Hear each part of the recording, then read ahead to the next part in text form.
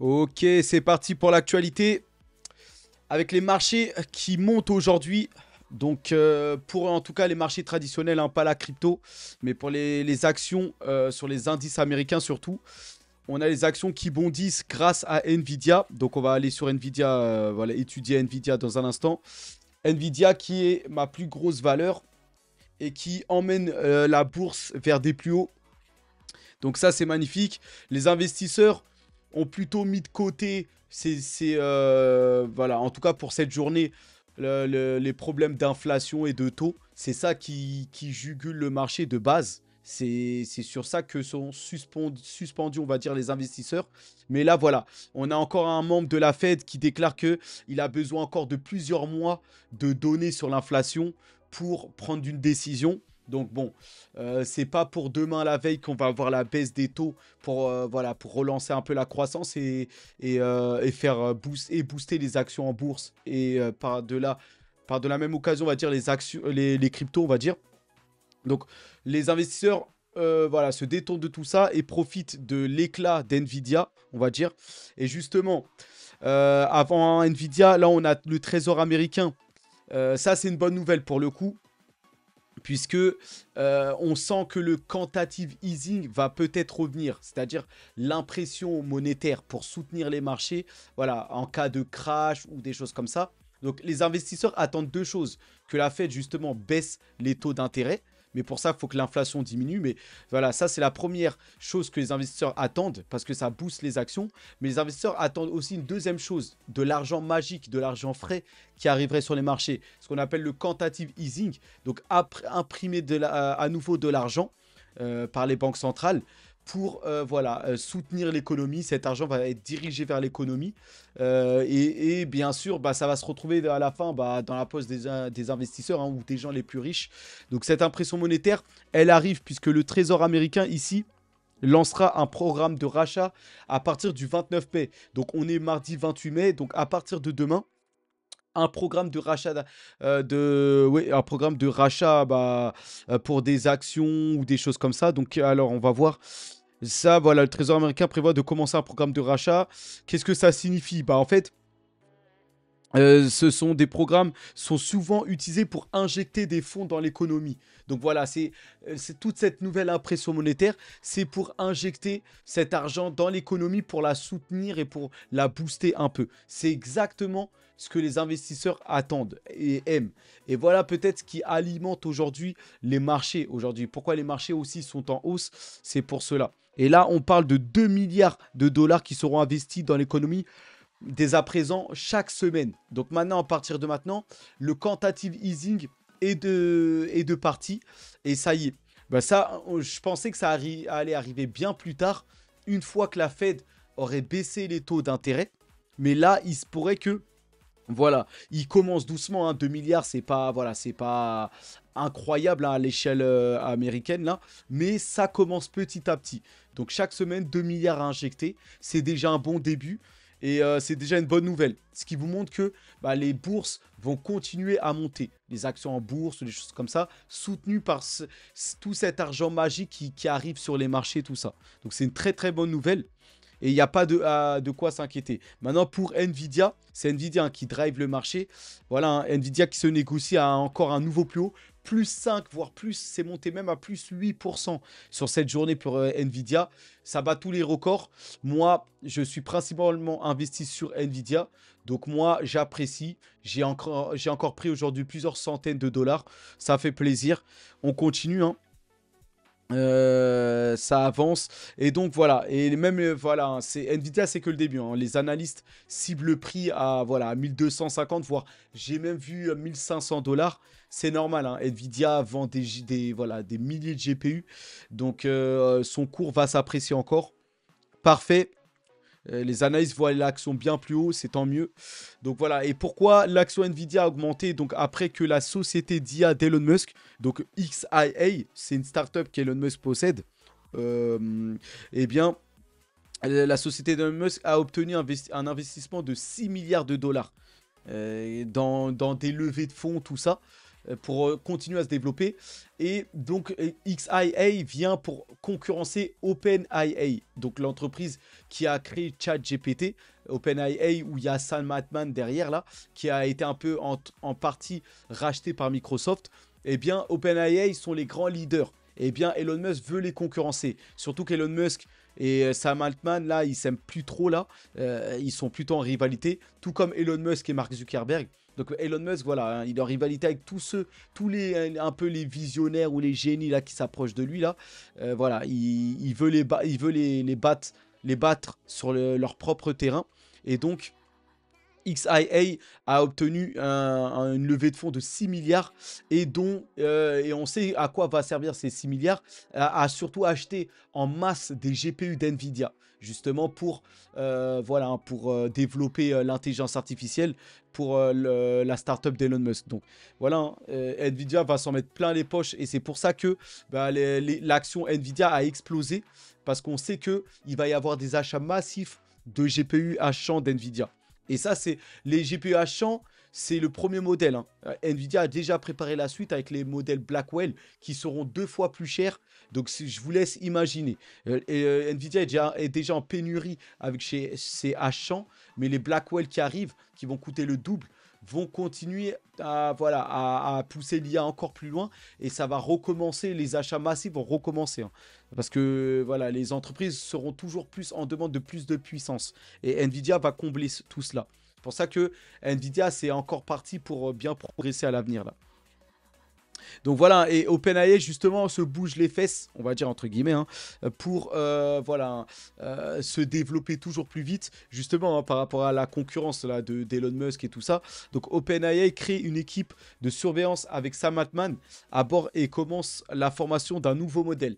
Donc voilà, hein, OpenAI va créer un comité de sûreté.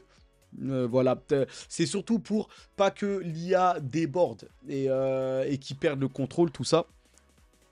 Et donc, voilà, ils vont commencer à créer des nouveaux modèles aussi, voilà, plus puissants dès l'année prochaine. Donc, l'IA se développe à vitesse grand V. Donc c'est parfait et la Chine ne veut pas se faire larguer, hein. La guerre des GPU ne font que commencer, hein. La puissance de calcul et le nouveau pétrole. Donc oui, c'est vrai que le nouvel or ou l'or noir qui était le pétrole, bah là il y a un nouvel, voilà, il y a un nouveau pétrole on va dire ou un nouvel or. C'est les GPU, c'est voilà, les semi-conducteurs surtout. Plutôt. Ce marché des semi-conducteurs, c'est l'Eldorado là. C'est là où voilà, toute la liquidité va venir. C'est voilà, c'est un point central. Moi-même encore, j'ai beaucoup étudié encore l'entreprise ARM aujourd'hui. C'est ARM hein, qui fabrique les semi-conducteurs. Donc j'ai beaucoup étudié ça pour voir quel potentiel de croissance. C'est l'Eldorado, il est là, hein. La crypto, la blockchain, ça c'est bien, mais ça c'est plus tard. Là, c'est la réglementation sur la crypto, tout ça. Mais là, où l'argent va se déverser à l'heure actuelle, c'est les semi-conducteurs, GPU, CPU, tout ça. C'est là où il faut être. Et c'est là où il y a la hype, c'est là où il y a la tendance à l'heure actuelle. Et plus tard, oui, les cryptos, la blockchain, les NFT, la DeFi, ça, c'est dans un second temps. C'est pour ça que j'ai moins d'investissement sur la crypto. Si on prend du recul, hein, parce que ceux qui ne prennent pas du recul, eh bien, ils regardent que voilà, le rendement et l'explosion des cours. Eh bien sûr, ils vont y aller que vers les cryptos parce qu'ils vont être attirés que par les rendements. Mais le problème de ça, c'est qu'il y a de la volatilité. Certains vont mal choper ça et vont plutôt perdre de l'argent ou stagner ou des choses comme ça. Alors que il y a là où il y a la tendance, où il y a la valeur qui est ajoutée. Certes, c'est pas des fois 50 ou des fois 100, mais c'est des gains sûrs qui vont monter fortement, mais de manière constante. Alors que la crypto, c'est de la spéculation, c'est volatile, ça explose, ça s'effondre et ainsi de suite. Et ça fait tourner les têtes et on souvent perd de l'argent. Donc attention, en tout cas par rapport à ça, même si bien sûr, il faut être placé sur la crypto, hein, parce que la deuxième partie du bull run, et je vais vous montrer des charts là, est sur le point d'aller fort. Et donc, il faut déjà être placé sur la crypto et attendre de profiter de ce rallye qui arrive encore là. Donc, en tout cas, passons justement aux crypto. Donald Trump, qui est voilà, désormais ouvertement pro-crypto, alors qu'il en détient maintenant 10 millions. Il détient pour 10 millions de dollars d'actifs crypto, Donald Trump. Il a complètement changé son discours, hein. Il est pour le Bitcoin, il est contre les CBDC, les monnaies numériques des banques centrales. Voilà, il veut absolument réglementer la crypto. Donc, tout ça, c'est magnifique. Et je sais pas ce qui passe, mais enfin, en tout cas, Trump fait tout, hein, pour avoir toutes les voix, en tout cas. Il a même promis de gracier le président de Wikileaks, Julian Assange. Donc incroyable. Ça, je m'y attendais pas du tout non plus. Donc Julian Assange, qui dérange, hein, le gouvernement américain, hein. Le gouvernement américain souhaite le faire taire et souhaite le punir parce qu'il a déjà parlé de toute façon. Donc lui, c'est le fondateur de Wikileaks, une organisation voilà, qui dénonce des vérités. Et en fait, à travers cette organisation, il a mis en lumière les méthodes américaines là, dans les guerres en Irak et en Afghanistan. Et ça, c'est des choses que le gouvernement américain ne voulait pas faire savoir. Et donc, le gouvernement américain souhaite maintenant voilà, le punir et l'envoyer en prison et l'éliminer en gros. Voilà, pour qu'on parle plus jamais de lui et qu'ils veulent le mettre aux oubliettes. Et donc, tout le monde entier, enfin, Julian Assange se bat pour sa liberté et le monde entier un peu est derrière lui. Et là, on a Trump qui veut le gracier carrément. Donc ça serait une énorme nouvelle. Et ça va plaire, hein, bien sûr, à beaucoup de gens. Tout comme Trump a promis voilà, d'adopter les cryptos et le Bitcoin, ça va plaire énormément. Donc Trump, qui est déjà largement en avance là, sur Joe Biden, il est en train d'accroître en fait sa popularité là, avec tout ça là. Même gracier Julian Assange, il va se faire bien voir automatiquement. Donc là, il prend que des bonnes décisions, Trump, hein. Il est en train de mettre tout ce qui est en son pouvoir pour attirer le plus de voix possible là. Donc en tout cas, voilà en tout cas l'actualité qui nous intéresse. Trump aurait demandé si le Bitcoin pouvait être utilisé pour résoudre le problème de la dette nationale des États-Unis. Vous le savez, les États-Unis fonctionnent par Ponzi, hein. Après, c'est pas que les États-Unis, c'est tous les États. Les États s'endettent toujours plus et augmentent leurs dettes. Mais continuent, hein, à financer voilà, les entreprises, les choses comme ça. Ils impriment toujours beaucoup d'argent. Donc, ils accroissent leurs dettes. Et là, le problème, c'est que la dette américaine est à des niveaux très élevés. Et beaucoup voient un effondrement économique, un effondrement du système par rapport à cette dette extrême. Plus de 3000 milliards. Non, ça, c'est la France. Les États-Unis, je ne sais plus, ils sont à combien. Je m'en rappelle plus là. Mais c'est des sommes colossales. Et là. Trump est en train de voir si le Bitcoin peut voilà, éliminer ou résoudre ce problème de dette. Donc, les États-Unis vont maintenant se pencher sur le fait de radier là, cette dette en passant à la prochaine économie, là, les crypto-monnaies. C'est la prochaine économie, c'est la finance de demain, c'est avec les cryptos, hein. On va être numérisé sur la blockchain. Et voilà, tous les actifs du monde réel vont être tokenisés et vont s'établir sur la blockchain. Et donc, c'est la prochaine économie. Et donc, là, ils sont en train de voir s'ils peuvent pas effacer leur dette au profit du Bitcoin, tout ça. Voilà. Et on va dire faire un reset, tout recommencer de zéro. Et donc, ça, c'est intéressant. Et là, c'est ce que révèle en tout cas David Bailey, CEO de Bitcoin Magazine, qui conseillera Trump justement sur le développement d'une politique favorable au Bitcoin et aux crypto-monnaies. Donc voilà, le CEO de Bitcoin Magazine va conseiller Trump sur les stratégies à prendre par rapport au Bitcoin et crypto. C'est de bon augure. Surtout si Trump est président, il sera conseillé pour faire les meilleurs choix. Et donc ça, c'est une bonne question. Et ça peut encore pousser l'adoption du Bitcoin bien plus loin si le Bitcoin parvient à résoudre ce problème de dette. Voilà, tout ça. Donc, c'est encore une bonne chose pour les cryptos. Donc maintenant, dans les prix du Bitcoin, le Bitcoin là qui est aux alentours des 68 000, 67 000, il a du mal à franchir 70 000 à l'heure actuelle. Mais bon, ça c'est pas grave. Plus tard, peut-être d'ici 2-3 jours, où ça va finir par décoller, ou dans une semaine ou un mois, on verra ça. Pas pressé, on verra. Donc les marchés des ETF Bitcoin et ETH devraient atteindre 450 milliards de dollars selon un rapport de Mainstein. Donc le marché des ETF, hein, on entend bien, pas du Bitcoin en lui-même et de l'Ethereum, le marché des ETF, hein, donc ces produits en bourse qui vont vous exposer justement au Bitcoin et l'Ethereum, ce marché peut monter à 450 milliards, rien qu'avec les ETF. Donc ce serait énorme. Cela signifierait des flux supérieurs à 100 milliards de dollars au cours des 18 à 24 prochains mois vers les ETF. Donc vous imaginez des flux supérieurs à 100 milliards hein, au cours des 2 prochaines années. Ce serait énorme, mais c'est possible. Hein, parce que le monde entier, là, les entreprises, les États, les investisseurs riches et même les petits particuliers, tout le monde va acheter un petit peu de cela. Et ça promet un afflux massif de liquidités. En tout cas, voilà. Donc, c'est ce que signalent en tout cas les analyses de Gautam Shongani hein, et Maïka Sapra. Donc, c'est des analyses de, voilà, je ne sais pas d'où, mais en tout cas, voilà. Donc voilà, le rapport prévoit également que le sommet du cycle du Bitcoin en 2025 sera de 150 000 dollars. Donc moi, je vois le Bitcoin à plus de 150 000. Je vois 150 000 ou plus de 100 000 déjà d'ici la fin de l'année 2024. Mais voilà, mais fin 2025, en tout cas moi je vois le Bitcoin même à plus de 200 000, voire 300 000. Mais là, c'est dans un cas très très bullish. Mais en tout cas, voilà. Avec un prix cible de fin d'année qui sera autour des 90 000.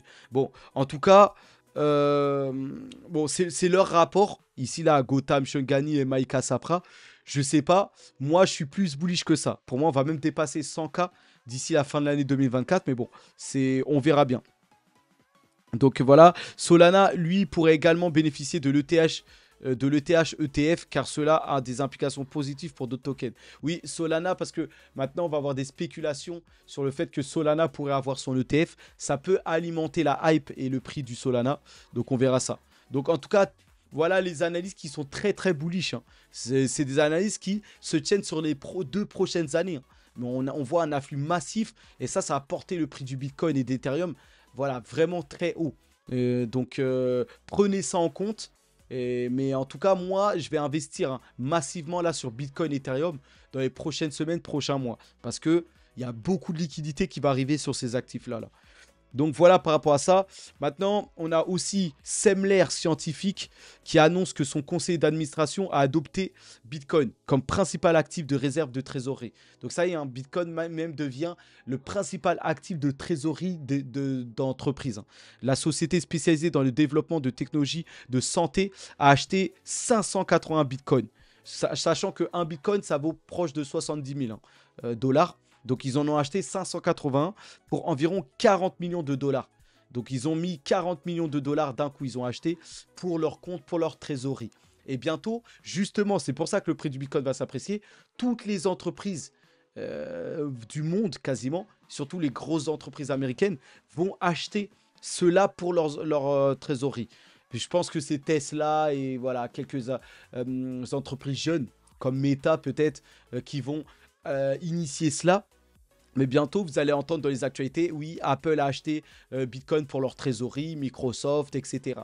Ce n'est pas encore le cas. Pour le moment, les bonnes nouvelles, c'est que les grandes banques du monde, la plus grande banque américaine, JP Morgan, la plus grande banque suisse, UBS, tous, ils ont acheté du Bitcoin à travers les ETF, mais bientôt les entreprises en achèteront directement pour leur trésorerie, sans passer par les ETF, directement pour leur compte. Et voilà, c'est pour ça, hein, je vous dis, le prix du Bitcoin va s'apprécier d'une force incroyable. C'est pas les altcoins, certes, c'est pas les x50, ça va être un joli peut-être x3, x4, mais x3, x4 sûr.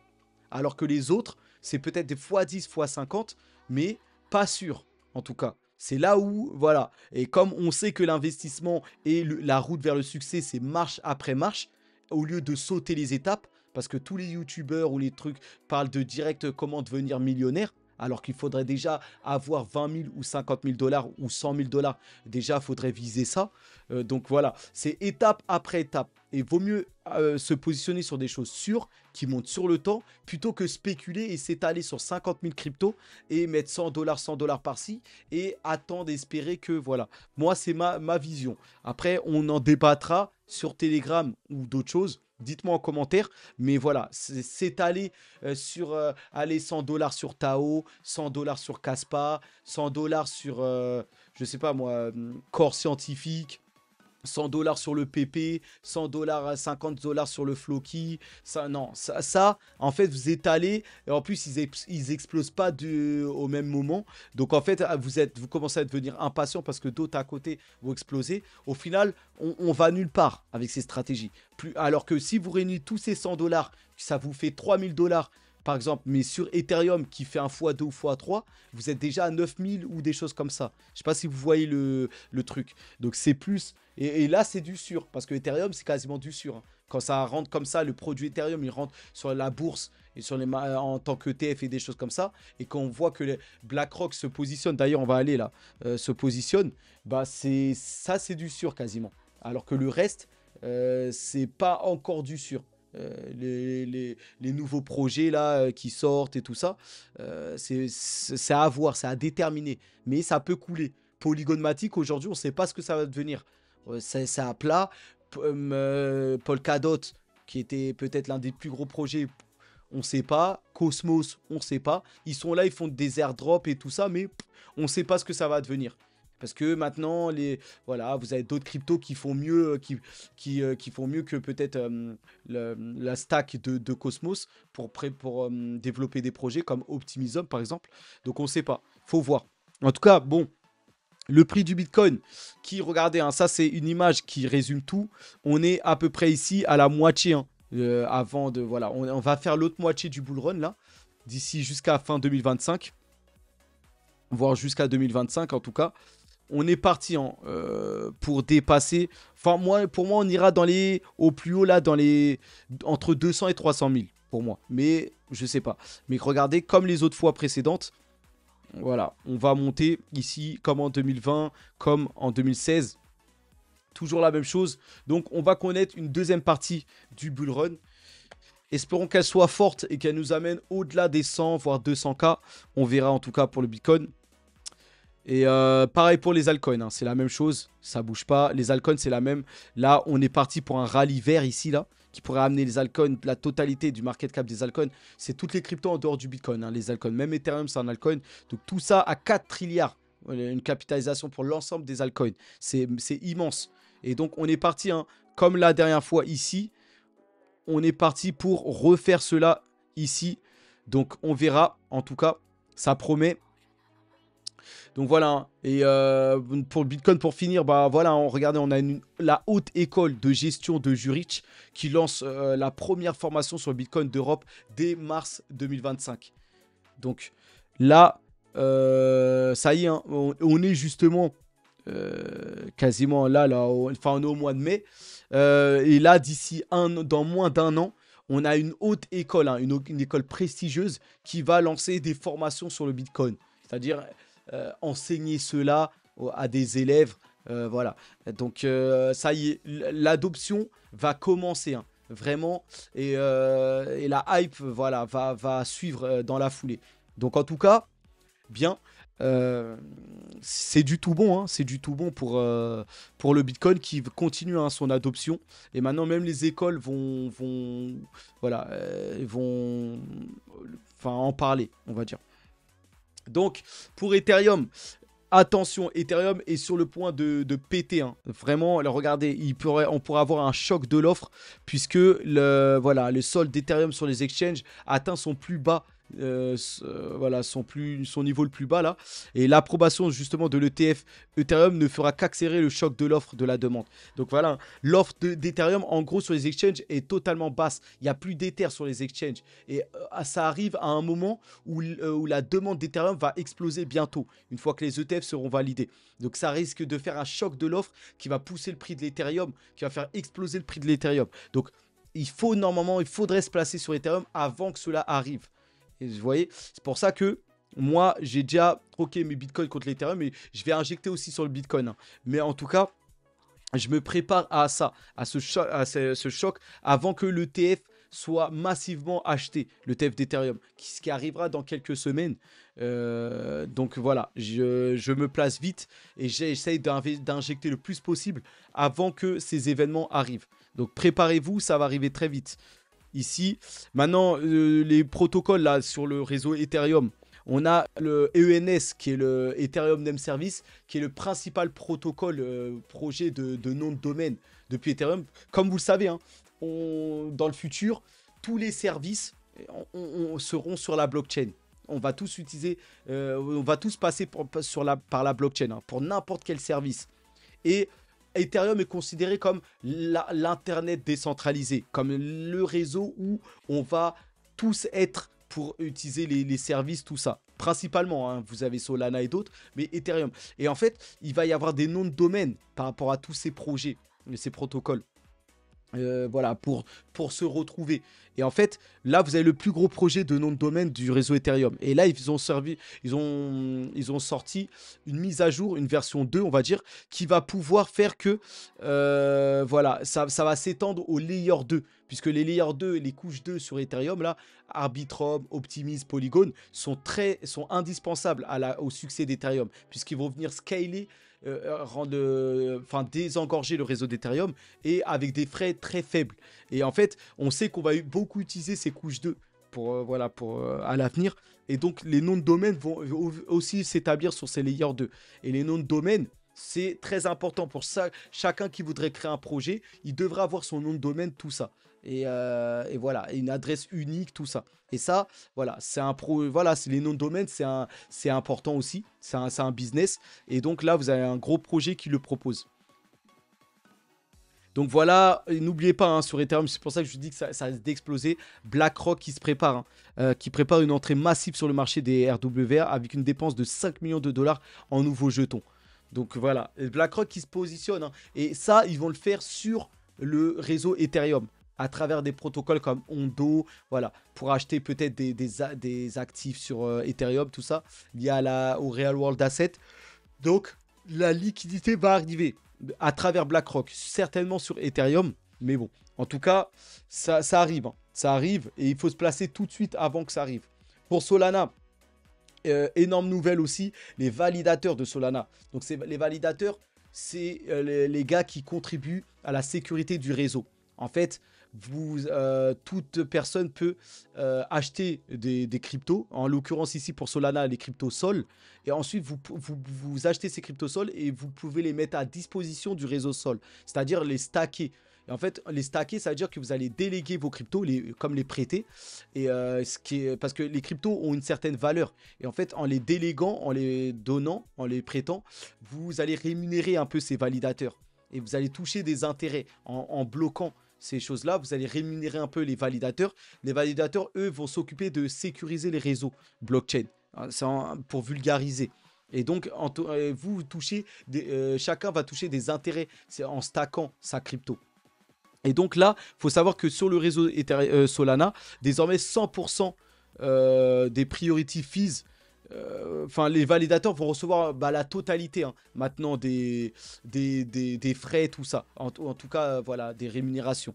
Donc, ça a été approuvé. Ça va amener énormément de nouveaux validateurs, ce qui va contribuer à plus de sécurité, plus de décentralisation sur le réseau de Solana. Donc, ça a contribué à ramener encore des gens dans l'écosystème Solana. Donc, c'est magnifique pour Solana. Et donc voilà, et n'oubliez pas le wallet fantôme. Le wallet, c'est le portefeuille pour accéder, hein, au réseau Solana ou au projet dans l'écosystème Solana. Mais bien sûr maintenant d'Ethereum et même prochainement du Bitcoin. Donc fantôme, c'est un portefeuille qui est très moderne et très jeune et qui même dans l'Apple Store là, là ici c'est dans le Google Play, est en train d'effacer toutes les top applications. Fantôme là, l'appli Fantôme, pour accéder, hein, au protocole de la blockchain, est plus téléchargé que même maintenant Telegram. Et voilà, et même Cash App qui est une appli célèbre là aux États-Unis pour s'envoyer de l'argent. Et voilà, et même Messenger de Facebook. Donc Fantôme grappille des places. Et là, regardez, même c'est devenu l'application numéro 1, hein, la plus téléchargée au Royaume-Uni. Hein. Donc loin de toute application confondue. Au Royaume-Uni, c'est Fantôme qui est le plus téléchargé. Ce qui veut dire que, ça y est, hein, l'adoption va arriver bientôt.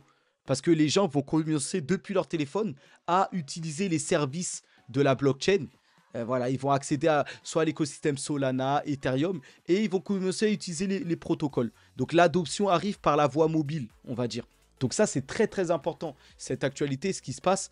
Donc voilà, et petit à petit, l'adoption va arriver. C'est pour ça que j'estime que Solana a un coup d'avance, même sur Ethereum, parce que Solana a déjà prépare à une UX spéciale mobile et à un téléphone, le Saga, qui est spécial Web3. Et le jour où ça se fera pas comme ça, mais dans le futur, quand on va se familiariser voilà, avec les protocoles là, de Web3 et qu'on va vraiment faire la bascule, eh bien Solana avec son téléphone spécial Web3 sera déjà prêt, en tout cas. Mais bon, c'est pas demain la veille, mais voilà, ça promet pour Solana en tout cas.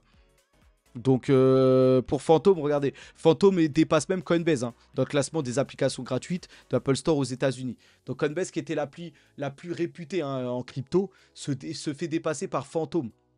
Et donc, les gens vont même passer par Phantom et par la blockchain directement pour même peut-être acheter des cryptos à moindre frais en utilisant les exchanges, mais plutôt décentralisés. Parce que depuis Phantom, bah, vous allez pouvoir avoir accès au protocole, par exemple à Jupiter de l'écosystème Solana pour échanger vos cryptos ou acheter et vendre des cryptos, ou à Uniswap de l'écosystème Ethereum, ouais, ou à Alex de l'écosystème du Bitcoin pour acheter et vendre de la crypto. Et là, sur la blockchain, les frais, ils sont moins chers que off-chain, c'est-à-dire que les exchanges que vous connaissez comme Binance ou Coinbase. Donc, voilà, hein. L'adoption arrive par la blockchain, par le Web3, grâce au portefeuille Phantom qui va vous exposer à la blockchain directement, là. Donc ça, c'est pas mal.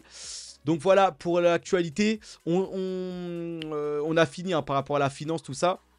Juste, je fais un petit écart pour parler de voilà hein, par rapport à la Palestine et à Israël. Voilà, Israël qui agace de plus en plus de personnes. Et là, regardez, hein, là, le monde entier commence à voilà à soutenir la Palestine. Ici, là, c'est une manifestation immense. Sur la place de la République à Paris, en soutien au peuple palestinien. Parce que là, on trouve que c'est abusé. Enfin, le monde entier trouve que c'est de l'abus. Là, Israël fait un total génocide par rapport au massacre qu'ils sont en train de faire à Gaza, tout ça. Et donc la communauté internationale est liguée contre un peu Israël. Donc même, regardez en direct, hein, il n'y a pas d'endroit sûr à Gaza.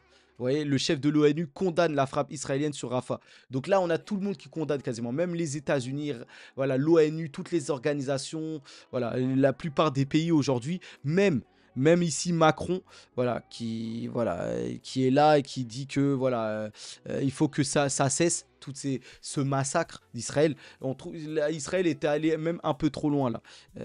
Donc même Macron dit qu'il y a urgence. Bon, Macron, vous savez que je ne soutiens pas du tout. D'ailleurs, là, regardez, avec l'OTAN qui va encore nous piquer 7 milliards de dollars, de 7 milliards supplémentaires d'euros pour l'Ukraine. Hein. Ça vient de tomber. Les ministres de l'OTAN examinent la mise en œuvre d'un fonds de 100 milliards d'euros pour l'Ukraine. 100 milliards. Je ne sais pas si vous vous rendez compte. Soit environ 7 milliards d'euros pour la France. Donc, on va encore donner 7 milliards pour l'Ukraine. C'est dingue. Tout ça pour à la fin que l'Ukraine perde. Et que la guerre continue et que l'Ukraine creuse ses pertes. La Russie aussi va creuser des pertes, mais tout ça pour rien à la fin. C'est incroyable. Donc voilà, hein, ça c'est Macron par exemple.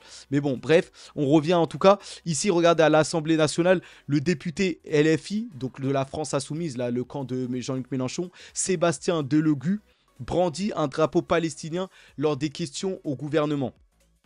Donc voilà, bon, on connaît la bande à Mélenchon. Ils aiment bien, voilà, plutôt l'électorat étrangère, voilà, pour que après ils obtiennent les votes, soit aux européennes, soit à la présidentielle, voilà, les votes des étrangers, tout ça. Moi, en tout cas, je suis pas du tout Mélenchon, je peux pas le voir. Pour moi, c'est un fake complet. Donc voilà. Mais après, là, c'est pour le coup une bonne initiative là de Sébastien Delogu qui brandit un drapeau palestinien lors des questions du gouvernement. Voilà. Et il déclare que voilà, j'ai brandi le drapeau parce qu'à l'heure où on parle, des enfants sont en train d'être massacrés par des armes françaises. Donc apparemment. Ici, même il y aurait des parce que voilà, Israël possède des armes de la française, tout ça, pour massacrer en fait les enfants là-bas. Donc voilà pourquoi il a porté le drapeau palestinien.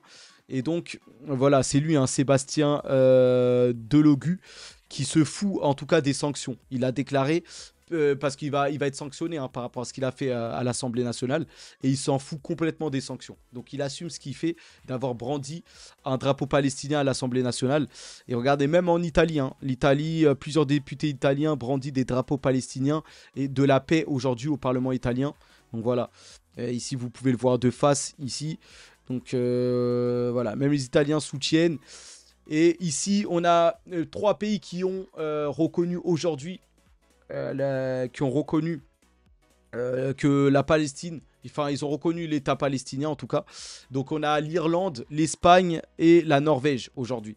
Et là on a le Premier ministre espagnol Pedro Sanchez qui a officiellement annoncé la reconnaissance de l'État de Palestine avec Jérusalem Est comme capitale.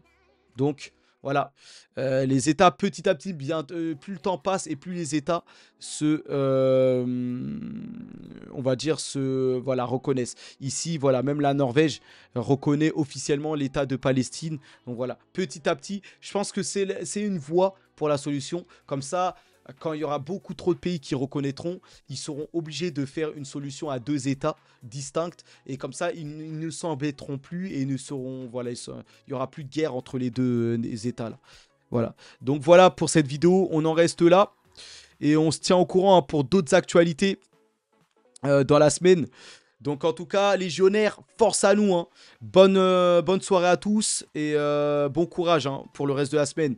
Allez, à plus.